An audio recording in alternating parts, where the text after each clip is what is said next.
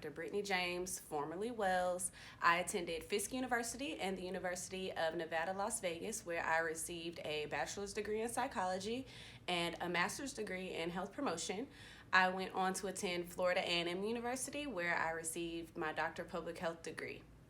Currently, I'm a research associate and professor at the University of Central Florida, where I work remotely on a National Institute of Aging diversity supplement investigating workplace experiences, including discrimination, microaggressions, feelings of inferiority on Black women's health.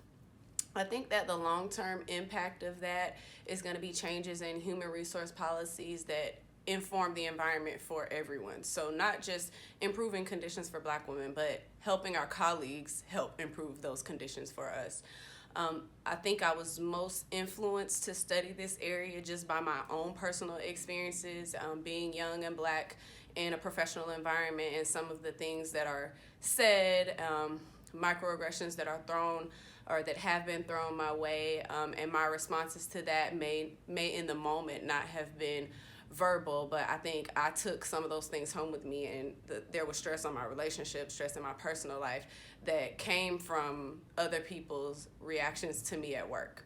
So I think that we can, help improve communication with people that we work with, have people get a better understanding of just Black women in general, not feeling that when we don't want to talk that we have an attitude or that our responses have some underlying message in them. Most of the time we're saying what we said and what we meant, but often we're just misunderstood in the workplace. And I think that this research area gives me an outlet to not just inform and improve my own personal situations at work, but to help a wide range of people.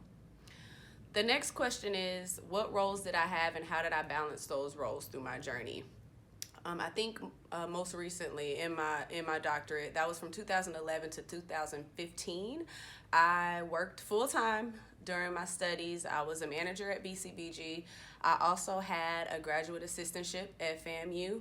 Not only that, but I taught part-time at the local community college, and it was important for me to maintain an occupation during my studies, because we know that refund checks are not enough first, and we have to pay those back. So I took as minimal as I needed to finance my education through student loans, which was not a lot because I was fortunate enough to have a grad assistantship, which helped pay some of my tuition. So a lot of my costs were offset, but it was still important for me to be able to live the way I wanted to. And if I had to work a little bit harder, I was willing to do that.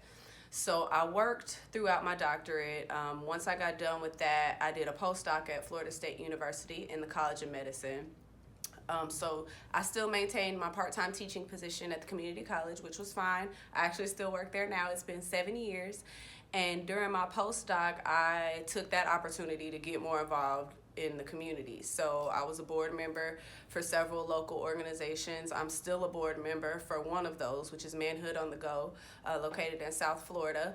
But I think that gave me a little bit more time to focus on things that were of interest to me. I got more involved in my sorority.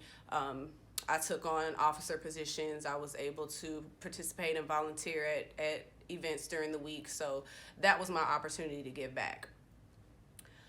The last question is, what advice do I have for someone who is interested in my career path? And I would say first, identify what it is that you want to do and how your doctorate is going to help get you there. So in that, doing what's best for you to achieve your long-term goal. I think if I could go back, which of course hindsight is always 20/20, I think all of my experiences were very helpful, but I think we're so conditioned to think that the only next step after the PhD is a tenure earning position.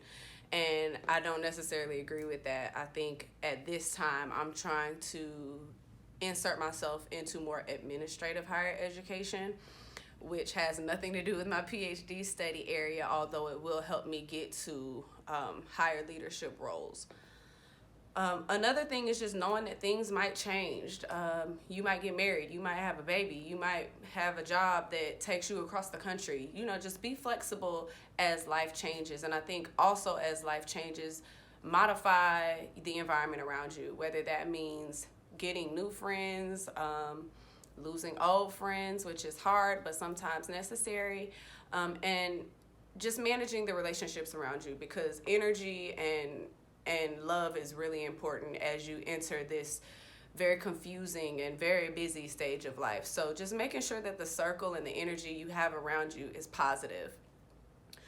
Don't be afraid to create your own lane. We are in a generation where people are creating their own roles.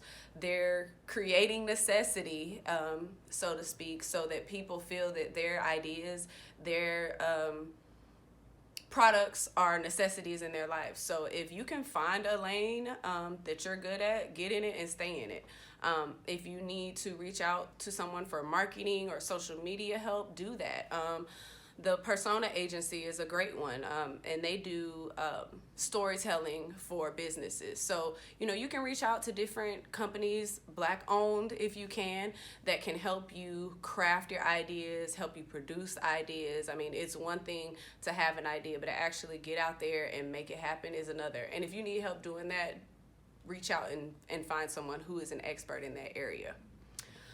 The last two things are more self-related, and it's just to take care of yourself, and do that however you do that. I mean, if that involves working out or eating healthy, reading, finding some hobby, take care of yourself as you begin to progress in your career, because God forbid something happen to you today, your coworkers are going to be sad, but you'll be replaced. And your life to your family and friends is not replaceable. So take care of yourself, if not just for you, for the people that love you.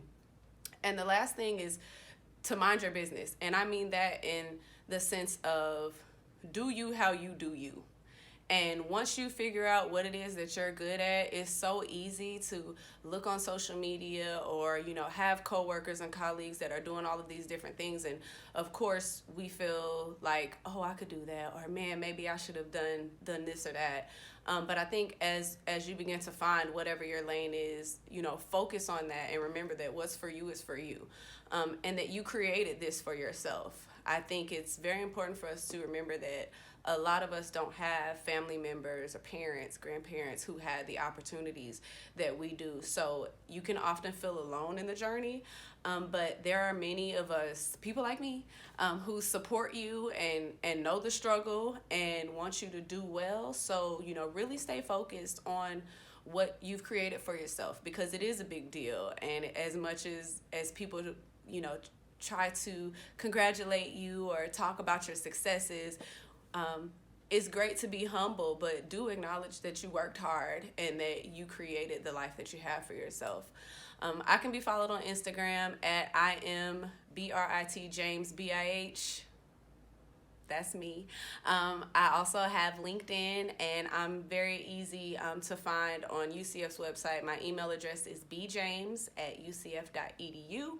If you have any questions or inquiries about my path or anything that I can help with, please don't hesitate to reach out. Like I said, Black Women PhDs, I think, has been an awesome outlet for us to find a place where there are other women like us, who look like us, who are doing things like us. So if there's any way that I can be supportive, please let me know. Thank you for this interview. Have a good day.